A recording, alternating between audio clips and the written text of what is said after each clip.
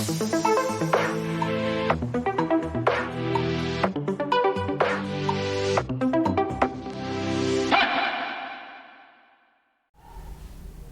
to all students. Today we are going to discuss antennal glands. Antennal glands are excretory organs present in aquatic arthropods like crustaceans. Crustaceans like crayfish and crabs, they have antennal glands. They are known as antennal glands because they are located at the base of antenna. As you can see in this diagram, this is a crayfish, and on the front side of the body, anterior side of the body, there are two antennae, first antenna and second antenna.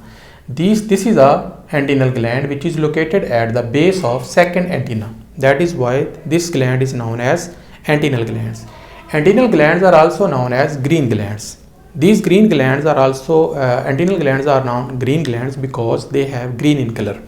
While in some crustaceans which are known as malacostraceans like crabs, shrimps and pillbugs, these glands are known as maxillary glands because they are located at the second maxilla, at the base of the second maxilla of the animal.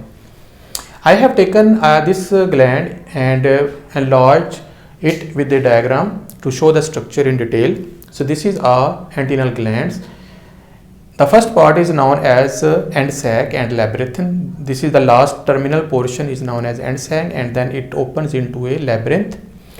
This labyrinth leads into a duct system which is known as nephridial canal, because there are different types of crustaceans which live in fresh water as well as marine water. This nephridial canal is longer in freshwater crustacean while it is shorter in marine water crustaceans. This nephridial canal opens into a bladder-like structure which stores waste material for some time, which opens outside of the body through an excretory pore. This is the simple structure of a antennal gland or a green gland or a maxillary gland. As you know that crustacean and arthropod, they have open circulatory system. During open circulatory system, blood which is known as hemolymph is pumped from the heart and comes direct contact with the body tissues via hemocoel.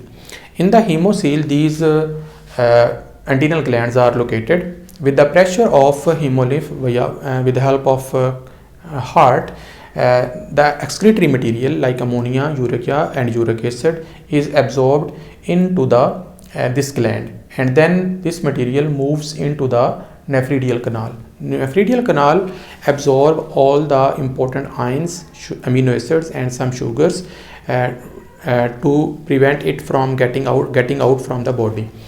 After reabsorption, waste material like urea and uric acid is stored in the bladder, which is later on excreted from the excretory pore from the body.